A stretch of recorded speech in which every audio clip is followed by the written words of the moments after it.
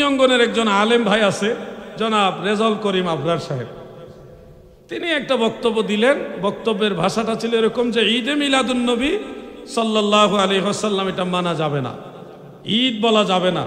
কারণ মুসান্নাফু আব্দুর রাজ্জাকের মধ্যে এসছে রাসূল পাক সাল্লাল্লাহু আলাইহি ওয়াসাল্লাম বলেছেন, লা তাত্তাখিজু শাহরান ঈদা ওয়ালা তাত্তাখিজু ইয়াওমান ঈদা, তোমরা কোনো মাসকে ঈদ বানাবে না এবং কোনো দিনকেও ঈদ বানাবে না। এই হাদিস দিয়ে তিনি বললেন, যেহেতু নবীজি বলছে কোনো দিনকে ঈদ বানানো যাবে না, সেহেতু আমরা ঈদে মিলাদুন্নবী বানাইতে পারবো না। একটা যুক্তি দিয়েছেন। দ্বিতীয় যুক্তিটা ছিল এরকম, ইমাম ইবনে রজব হাম্বলি রাহমাতুল্লাহ আলাইহির লাতাইফুল মাআরিফের মধ্যে একটা ইবারত আছে। সেই ইবারতের মধ্যে যেই ঈদগুলো শরীয়তে এলাউ করে না সেই ঈদকে বিদআত বলা হয়েছে। ঢালাওভাবে ইবনে রজব হাম্বলি সব ঈদকে মানে ঈদে মিলাদুন্নবীকে বিদআত বলেননি। তিনিই বলেছে যে ঈদগুলো শরীয়ত এলাউ করে না, আল্লাহ এবং আল্লাহ রসুলের পক্ষ থেকে এলাউড না, গ্রহণযোগ্য না, সমর্থিত না, ওগুলি বিদআত। তিনি সেখানে বলেছেন যে ইল্লা মা জাআতি শরীআতি বিইত্তিখাযিহি ঈদা, ওই ধরনের ঈদগুলোকে বিদআতের অন্তর্ভুক্ত করা হবে না যেই ঈদগুলি আল্লাহ তাআলার পক্ষ থেকে কোনো রসুলের পাকের পক্ষ থেকে কোনো না কোনোভাবে সমর্থিত হয়ে এসছে। এই যে এবারতটা দিয়ে আমাদের রেজাউল করিম আবরার সাহেব তিনি দাবি করেছে ঈদে মিলাদুন্নবী মানা যাবে না। এই দুইটা পয়েন্ট পরে আরেকটা আছে, আমি আপনাদের সহজ করে দিচ্ছি। এখানে হয়তো ওনার এই মতের সমর্থক আছে বা থাকতে পারে। এই দুইটা কথার পিছনে ওনার ধোঁকাবাজির আশ্রয় নেওয়া হয়েছে, আশ্রয় নিয়েছে উনি। এক নম্বরে যে হাদিস শরীফ উনি বলেছে ওইটা সহিহ হাদিস না, ওইটা হলো মুরসাল হাদিস। হযরত আব্দুর রাজ্জাক সানাআনী হযরতে মামার থেকে বর্ণনা করেছেন, মামার আব্দুল্লাহ ইবনে তাউস থেকে বর্ণনা করেছেন, তিনি হযরতে তাউস রাহমাতুল্লাহ আলাইহি থেকে বর্ণনা করেছেন, তিনি আল্লাহ রসুল থেকে আছে। তো ফাতহুল বারির মধ্যে ইমাম ইবনে রজব হাম্বলি প্রথম খণ্ডের 174 পৃষ্ঠার মধ্যে ঈদে মিলাদুন্নবীর বিষয়টা পরিষ্কারভাবে উল্লেখ করেছেন। কেমনে এবারটা রয়েছে আমি আপনাদেরকে এখান থেকে, আমার মোবাইলের মধ্যে নোট করা আছে, সেখান থেকে আমি আপনাদের পড়ে শোনাচ্ছি। সেখানে তিনি বলতেছেন, ওয়াল আ'য়াদু, ঈদের বহু বচন আ'য়াদ, ওয়াল আ'য়াদু হিয়া মাওয়াসিমুল ফারহি ওয়াস সুরুরি ওয়া ইন্নামা শারা'a আল্লাহু লিহাযিহিল উম্মাহ লিহাযিহিল উম্মাতিল ফারহি ওয়াস সুরুরি বিতামামি নি'মাতিহি ওয়া কামালি রাহমাতিহি কামা ক্বালা তাআলা কুল বিফাদলিল্লাহি ওয়া বিরাহমাতিহি ফাবিযালিকা ফালিয়াফরাহু। সুবহানাল্লাহ। সূরা ইউনূসের এই 58 নম্বর আয়াতকে তিনি দলিল হিসেবে উল্লেখ করেছেন, করে বলতেছে আল্লাহর নিয়ামত এবং আল্লাহ তাআলার পরিপূর্ণ রহমত হিসেবে পেয়ে কোনো দিনকে মুসলমানেরা যদি ফারহুন বা সুরুর বা আনন্দ উৎসবের দিন, ঈদের দিন হিসেবে গ্রহণ করা হয়, এটা ওই বিদাতি ঈদের অন্তর্ভুক্ত না। তিনি আয়াত ঈদ সমূহের মধ্যে তিনি এই আয়াত দিয়ে আল্লাহর নিয়ামত আল্লাহর রহমত পেয়ে মুমিন মুসলমানরা যদি ঈদ করে সেটাকে উনি জায়েজ বলেছেন, এটার পক্ষে অবস্থান করেছেন। মারহাবা বলেন। বরং ইবনে রজব হাম্বলি রাহমাতুল্লাহ আলাইহির জমানাতে 750 হিজরির দিকে মক্কা শরীফের মুসলমানেরাও ঈদে মিলাদুন্নবী উদযাপন করত। এটা আছে ইমাম আবুল খায়র ইবনে জাজারি রাহমাতুল্লাহ আলাইহির আরফুত তারিফ বি মাউলিদিশ শরীফ, সেই কিতাবের মধ্যে তিনি হাফেজুল হাদিস ছিলেন। তিনি সেই কিতাবে লিখতেছেন, ইয়াখরুজু আহলু মক্কা ইয়াউমাল মাউলিদ ফি কুল্লি আমিন, মক্কাবাসী রবিউল আউয়ালের 12 তারিখে প্রতি বছর তারা ঘর থেকে বের হয়ে রাসূল পাকের মাউলুদ শরীফ, যেই ঘরে নবীজি শুভাগমন করেছে, ওই ঘরের আশেপাশে সবাই অবস্থান করতেন। এরপরে ওয়াইহতাফিলুনা বিযালিকা আ'যামু মিন ইহতিফালিহিম বিয়াউমিল ঈদ ওয়া কাযালিকা ইলা ইয়াউমিনা হাযা। মক্কার মুসলমানেরা, আরবের মুসলমানেরা সবাই দলে দলে ঈদে মিলাদুন্নবীর দিনটাকে অন্য সকল ঈদের চেয়ে বড় ঈদ হিসেবে উদযাপন করত। মারহাবা বলে। বুঝমার ডুবলো বেলা দেখনার চাহিয়া, আল্লাহ আল্লাহ আল্লাহ আল্লাহ আল্লাহ লা ইলাহা ইল্লাল্লাহ মুহাম্মাদুর রাসূলুল্লাহ সাল্লাল্লাহু আলাইহি ওয়াসাল্লাম। আপনারা সামা টান দিলে গজল জিকির বন্ধ করে দেন, মজা পাই না। অনেক জায়গায় আছে সামা টান দিলে মানুষের জিকির আরো জজবা বাড়ে, এদিকে এটা নাই, ট্রাই করা হয় না এভাবে। এই জন্যে জিকির হবে মাঝে মধ্যে, যদি জিকিরের মনোযোগ বাড়াইবার জন্য, আল্লাহর দিকে মনোনিবেশন বাড়ানোর জন্য ইসলামী সঙ্গীত গায় আল্লাহর শানে, নবীর শানে, তাহলে এটা গাওয়া যেতে পারে। এখানে কয়েকটা প্রশ্ন এসেছে। বিসমিল্লাহির রহমানির রহিম, আল্লাহু আকবার, এরপর আরও লেখছে অনেক কিছু। আসসালামু আলাইকা ইয়া মুহাম্মদ সাল্লাল্লাহু আলাইহি ওয়াসাল্লাম। ইয়া মুহাম্মদ বলে সাহাবায়ে কেরাম নবীজিকে সালাম দিতেন না। সাহাবায়ে কেরাম নবীজিকে সালাম দিতেন আসসালামু আলাইকা ইয়া রাসূলুল্লাহ। নবীজির নাম নিয়ে সাহাবায়ে কেরাম কখনো ডাকতেন না। আল্লাহ নিজেই তো নবীর নাম নিয়ে ডাকে নাই। 30 পারা কোরআনে কোথাও আল্লাহ তাআলা নবীজিকে ইয়া মুহাম্মদ বলেননি। ইয়া আইয়ুহাল মুজাম্মিলু বলেছেন, ইয়া আইয়ুহাল মুদ্দাসসিরু বলেছেন, ইয়া আইয়ুহান নবী বলেছেন, ইয়া আইয়ুহার রাসূল বলেছেন। সাহাবায়ে কেরাম কোনোদিন নবীজিকে সালাম দেওয়ার ক্ষেত্রে ইয়া মুহাম্মদ আসসালামু আলাইকা এরকম বলতেন না, বলতেন ইয়া রাসূলুল্লাহি আসসালামু আলাইকা। অতএব সালামের ক্ষেত্রে এই শব্দটা ভবিষ্যতে আমার ভাই আশা করি ওইভাবে করবেন যেভাবে সাহাবায়ে কেরাম দিয়েছেন। আমাদের আখিরি নবী সাল্লাল্লাহু আলাইহি ওয়াসাল্লাম দুনিয়া হতে বিদায় নেওয়ার আগে ইসলাম পরিপূর্ণ করে দিয়েছেন। আমাদের কাজ হলো নবীজির দেওয়া কাজগুলো সঠিকভাবে মেনে চলা। যদি নবীজি সাল্লাল্লাহু আলাইহি ওয়াসাল্লাম ইসলাম পরিপূর্ণ করে যায়, তার থেকে আমরা এক চুল পরিমাণ বাড়াইতে পারিব না, কমাইতেও পারিব না। আমরা শুনেছি নামাজের মধ্যে সূরা তেলাওয়াত করার নির্দেশ আছে, নয় বড় করে নয় ছোট করে, কিন্তু 20-30 জন মুসল্লি হলে নবীজির দেওয়া সুন্নত ও মুকাব্বির ভুলে যায়। আচ্ছা, কিন্তু আওয়াজ করে মসজিদ ফাটাই ফেলি আওয়াজ করে। আচ্ছা, বুঝতে পারছি আমি। তো এই প্রশ্নটা যদিও একটু লম্বা, কিন্তু আমি আপনাকে লম্বা করে উত্তর না দিয়ে সহজ করে বলি। সহজ করে মানে হলো একেবারে ছোট করে না, সহজ করে মানে হলো আল ইয়াউমা আকমালতু লাকুম দীনাকুম ওয়া আতমামতু আলাইকুম নি'মাতি। এই যে আয়াতে কারিমা সূরা মাঈদার মধ্যে রয়েছে, দিন ইসলাম পরিপূর্ণ হয়ে গেছে, এর মধ্যে আমরা কমাইতেও পারবো না, বাড়াইতেও পারবো না, আমাদের সে এখতিয়ার নাই বাড়ানোর কমানোর।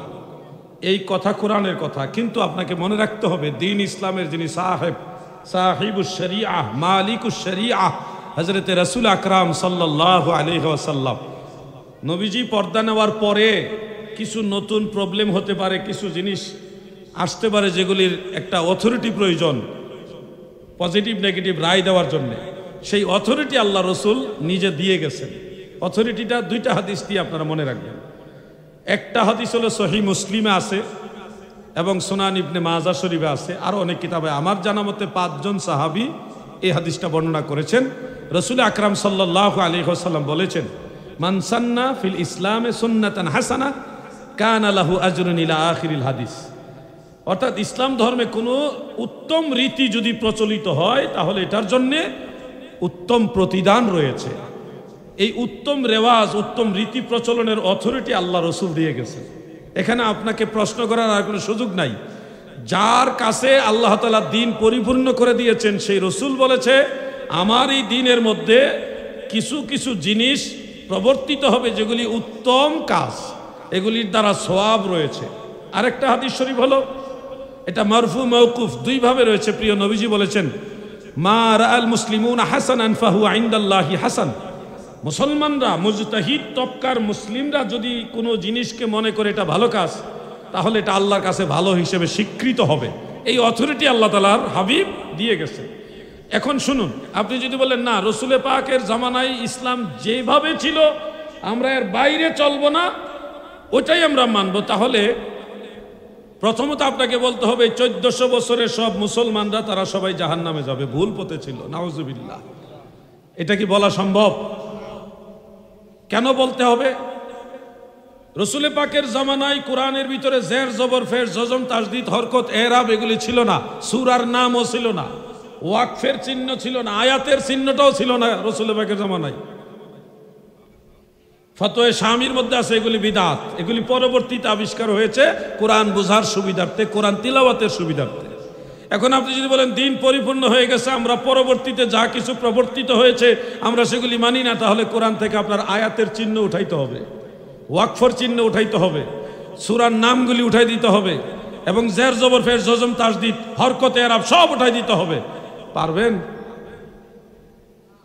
পারবেন? এই 1400 বছরে মুসলমান সবাই কিন্তু এগুলি মেনে গেছেন। অতএব তারা যদি এটা মেনে যেতে পারে, তাহলে আপনি কেন হঠাৎ করে মানতে চাচ্ছেন না? আপনি কি সেই আগের মুসলমানদের দলে নাই, নাকি নতুন মুসলমান হয়েছেন আপনি? প্রশ্ন দাঁড়াবে। দ্বিতীয় আরেকটা জিনিস আমি আপনাদের বলি, জুমার নামাজের সানি খুতবার ভিতরে আমরা যে 4 খলিফার নাম বলি, হযরত আবু বকর সিদ্দিক, হযরত ওমর ফারুক, হযরত ওসমান যুন্নুরাইন, হযরত শেরে খুদা মাওলা আলী রাদিয়াল্লাহু আনহুম, ইমাম হাসান, ইমাম হুসাইন, খাতুনে জান্নাত, হযরত ফাতেমা, হযরত আমির হামজা, হযরত আব্বাস রাদিয়াল্লাহু তাআলা আনহুম, তিনাদের নামগুলি সানি খুতবায় বলা হয় কি হয় না? এরপর একটা আয়াতও বলা হয়, ইন্নাল্লাহা ইয়া'মুরুকুম বিল আদলি ওয়াল ইহসান ওয়া ইতাই যিল কুরবা ওয়া ইয়ানহা আনিল ফাহশাই ওয়াল মুনকার ইয়াইযুকুম লাআল্লাকুম তাযাক্কারুন। বলা হয় কিনা ভাই? এই আয়াতে কারিমা জুমার নামাজের খুতবায়, সানি খুতবায় রাসূল পাকের জামানায় ছিল না। এখন যদি বলেন ইসলাম তো পরিপূর্ণ হয়ে গেছে নবীজির জামানায়, পরবর্তীতে প্রবর্তিত কোনো জিনিস আমরা মানি না, তাহলে জুমার নামাজের সানি খুতবা এগুলি বাদ দিতে পারবেন? 1400 বছরে মুসলমানরা সবাই এটা করে আসছে, আপনি এটা বাদ দিবেন কোন অথরিটিতে? আগের সব মুসলমান জাহান্নামে যাবে, শুধু আপনি জান্নাতে যাবেন? এরকম যেন না হয়। আরেকটা উদাহরণ দিচ্ছি, মনোযোগ দিয়ে শুনবেন এই কথাগুলো। আমাদের কিছু ভাইরা অনেক বাড়াবাড়ি করে। যেমন গতকাল কওমি অঙ্গনের একজন আলেম ভাই আছে, জনাব রেজাউল করিম আবরার সাহেব, তিনি একটা বক্তব্য দিলেন। বক্তব্যের ভাষাটা ছিল এরকম যে ঈদে মিলাদুন নবী সাল্লাল্লাহু আলাইহি ওয়াসাল্লাম এটা মানা যাবে না, ঈদ বলা যাবে না। কারণ মুসান্নাফু আব্দুর রাজ্জাকের মধ্যে এসছে রাসূল পাক সাল্লাল্লাহু আলাইহি ওয়াসাল্লাম বলেছেন, লা তাত্তাখিজু শাহরান ঈদা ওয়ালা তাত্তাখিজু ইয়াওমান ঈদা, তোমরা কোনো মাসকে ঈদ বানাবে না এবং কোনো দিনকেও ঈদ বানাবে না। এই হাদিস দিয়ে তিনি বললেন, যেহেতু নবীজি বলছে কোনো দিনকে ঈদ বানানো যাবে না, সেহেতু আমরা ঈদে মিলাদুন নবী বানাইতে পারবো না। একটা যুক্তি দিয়েছেন। দ্বিতীয় যুক্তিটা ছিল এরকম, ইমাম ইবনু রজব হাম্বলি রাহমাতুল্লাহ আলাইহির লাতাইফুল মাআরিফের মধ্যে একটা ইবারত আছে। সেই ইবারতের মধ্যে যেই ঈদগুলো শরীয়তে এলাউ করে না সেই ঈদকে বিদআত বলা হয়েছে। ঢালাওভাবে ইবনু রজব হাম্বলি সব ঈদকে, মানে ঈদে মিলাদুন নবীকে বিদআত বলেননি। তিনিই বলেছে যে ঈদগুলো শরীয়ত এলাউ করে না, আল্লাহ এবং আল্লাহ রসুলের পক্ষ থেকে এলাউড না, গ্রহণযোগ্য না, সমর্থিত না, ওগুলি বিদআত। তিনি সেখানে বলেছেন যে ইল্লা মা জাআতি শরীআতি বিইত্তিখাযিহি ঈদা, ওই ধরনের ঈদগুলোকে বিদআতের অন্তর্ভুক্ত করা হবে না যেই ঈদগুলি আল্লাহ তাআলার পক্ষ থেকে, কোনো রসুলের পাকের পক্ষ থেকে কোনো না কোনোভাবে সমর্থিত হয়ে এসছে। এই যে এবারতটা দিয়ে আমাদের রেজাউল করিম আবরার সাহেব তিনি দাবি করেছে ঈদে মিলাদুন নবী মানা যাবে না। এই দুইটা পয়েন্ট, পরে আরেকটা আছে আমি আপনাদের সহজ করে দিচ্ছি। এখানে হয়তো ওনার এই মতের সমর্থক আছে বা থাকতে পারে। এই দুইটা কথার পিছনে ওনার ধোঁকাবাজির আশ্রয় নেওয়া হয়েছে, আশ্রয় নিয়েছে উনি। এক নম্বরে যে হাদিস শরীফ উনি বলেছে ওইটা সহিহ হাদিস না, ওইটা হলো মুরসাল হাদিস। হযরত আব্দুর রাজ্জাক সানাআনী হযরতে মামার থেকে বর্ণনা করেছেন, মামার আব্দুল্লাহ ইবনে তাউস থেকে বর্ণনা করেছেন, তিনি হযরতে তাউস রাহমাতুল্লাহ আলাইহি থেকে বর্ণনা করেছেন, তিনি আল্লাহ রসুল থেকে। হযরতে তাউস কিন্তু সাহাবী না, উনি জীবনে কোনোদিন আল্লাহর নবীকে দেখেই নাই। সেই লোক বলতেছে রাসূল পাক সাল্লাল্লাহু আলাইহি সাল্লাম বলছেন, যে লোকে নবীজির রেফারেন্স দিয়ে কথাটা বলছে উনি জীবনে কোনোদিন আল্লাহর নবীকে দেখেই নাই। তাহলে এখানে একটা কথা আছে না, উসুলে হাদিসের মানদণ্ড, এটা মুরসাল হাদিস। মুরসাল হাদিস এটা কিন্তু উনি বলে নাই, উনি কিন্তু হাদিস বলে দিয়েছে, কিন্তু বলা উচিত ছিল এটা মুরসাল হাদিস। এরপরে সেখানে বলা হয়েছে লা তাত্তাখিজু শাহরান ঈদা ওয়ালা তাত্তাখিজু ইয়াওমান ঈদা, কোন মাসকে দিনকে ঈদ হিসেবে গ্রহণ করবে না। তো এই হাদিস অনুযায়ী জুমার দিন তো ঈদের দিন, তাহলে কি জুমার দিন ঈদের দিন বাদ দেওয়া যাবে? ইয়াউমে আরাফা ঈদের দিন, আইয়ামে তাশরিকের দিনগুলি ঈদের দিন, তাহলে এই দিনগুলি তো সহিহ হাদিস থেকে প্রমাণিত। মুসান্নাফে আব্দুর রাজ্জাকের হাদিসের মধ্যে তো বলা হয়নি যে এই ঈদগুলি বাদে অন্য কোনো ঈদকে ঈদ বানায়ও না, ওরকম তো বলেনি। মুতলাকান বলেছে লা তাত্তাখিজু ইয়াউমা ঈদান, তোমরা কোনো দিনকে ঈদ বানায়ও না, তাহলে তো মুতলাকান বলেছে। এমন তো বলেনি যে আইয়ামে তাশরিক, ইয়াউমুল জুমা, ইয়াউমে আরাফা এগুলি বাদে অন্য কোনো দিন ঈদ বানাই না, এরকম কিন্তু বলেনি। আসল ঘটনাটা হলো আরবের কিছু ইয়াহুদি ছিল, আহলে কিতাব ছিল এবং কিছু মুসলমানও ছিল। তারা রজব মাসে পুরা মাস ব্যাপী রোজা রাখা শুরু করলেন। আল্লাহর রসুল এবং সাহাবাই কেরাম এটা পছন্দ করলেন না, পুরা মাস রোজা রাখার এই বিষয়টা পছন্দ করলেন না। এই জন্য বলা হয়েছে লা তাত্তাখিজু শাহরান ঈদা, তোমরা কোনো মাসকে ঈদ বানাইবা না, মানে পুরা মাস রোজা রাখবা না। ওয়ালা তাত্তাখিজু ইয়াওমান ঈদা, কোনো দিনকে তোমরা ঈদ বানাইবা না, মানে একটা দিনকে নির্দিষ্ট করে সব সময় রোজার দিন বানাইবা না। হাদিসটা হলো রজব মাসের হাদিস, কিন্তু আমার ভাই আবরার, সে আমার ছোট ভাই, সে কি করলো, ওই রজব মাসের হাদিস নিয়ে লাগাইলো মিলাদুন নবীর মাসে। দলিল কোন জায়গা লাগাইছে, কোন জায়গা, চাচার কবর কই, চাচি কান্দে কই। ইমাম আব্দুর রাজ্জাক সানানি রহমতুল্লাহ আলাইহি হাদিসটা আনছে রজব মাসের অধ্যায়ের মধ্যে, রবিউল আউয়াল মাসের অধ্যায়ের মধ্যে না। এই হলো এগুলো ধোঁকা।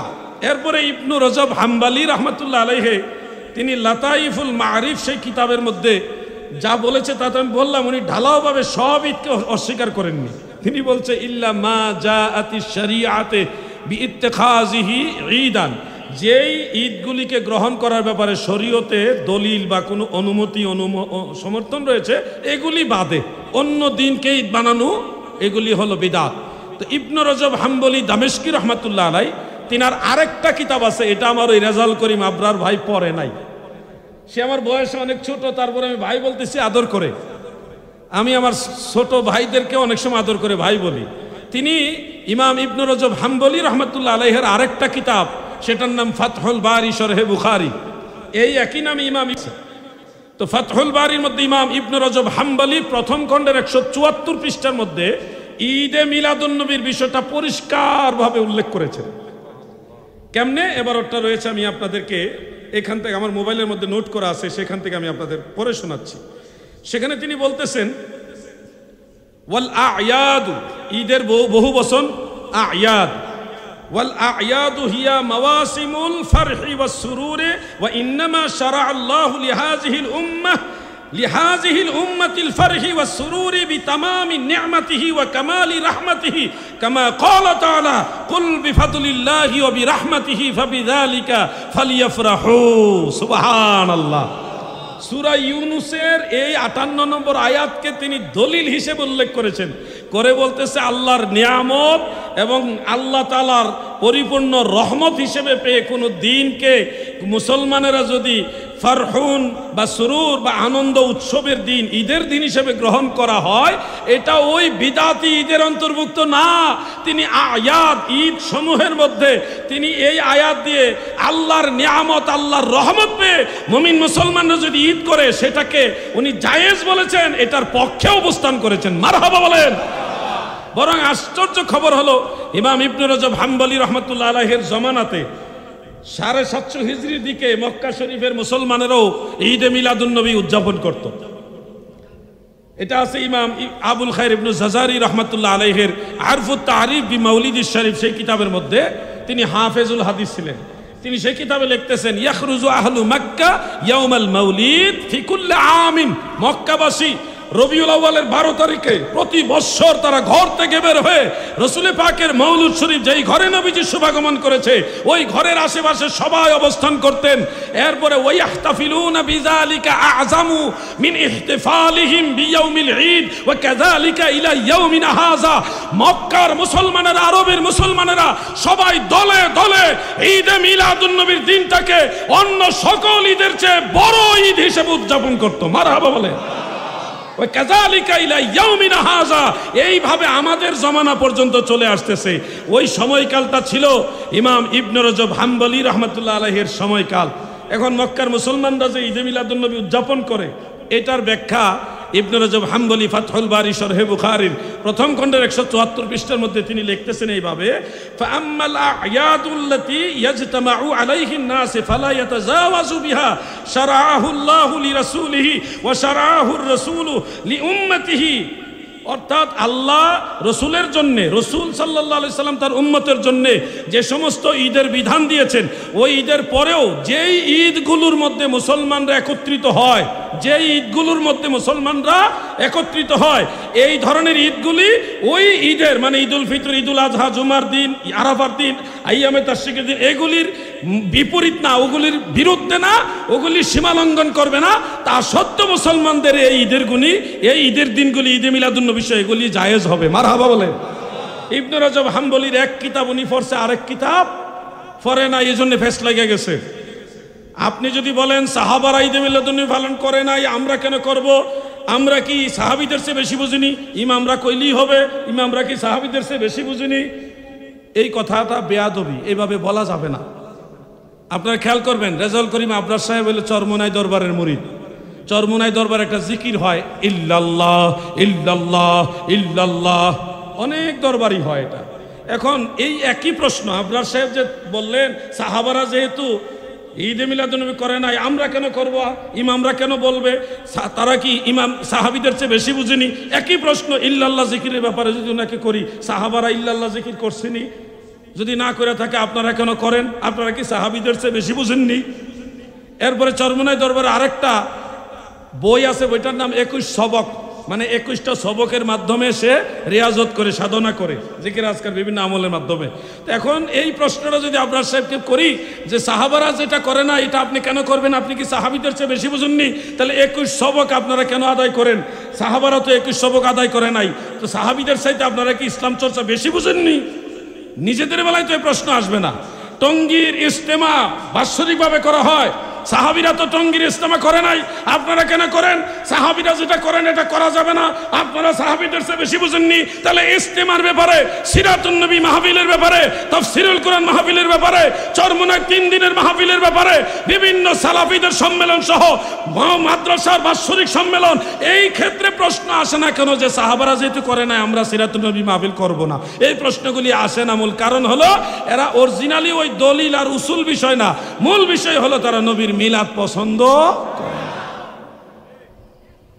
ইমামরা অনেক উসুল আমাদের বলে গেছেন, ইস্তেমালুন নাস হুজ্জাতুন ইয়াজিবুল আমালু বিহা। মুজতাহিদ পর্যায়ের আলেমরা, ইমামরা, মুমিন মুসলমানেরা, তারা যদি কোনো বিষয়ের উপরে আমল করে থাকে কোনো ধরনের মতানৈক্য ছাড়া, তখন এটা শরীয়তে হুজ্জত হয়ে যায়। আরেকটা উসুল হলো আস-সাবিতু বিল উরফি কাসাবিতি বিন নস। উরফান শরীয়তে মুজতাহিদ আলেমদের, ইমামদের মাঝে কোনো বিষয় যদি সাবিত প্রমাণিত হয়ে যায়, তখন এটা নসের নেই সাব্যস্ত হয়, এটার বিরোধিতা করার আর কোনো সুযোগ থাকে না। আল্লাহ সবাইকে বোঝার তৌফিক দেন, মহব্বতে বলে না আমিন। সবাই বলে না আমিন। ঠিক আছে নি? কিছু কইতেইব, নাইলে তো মনে করবে হেডাই ঠিক।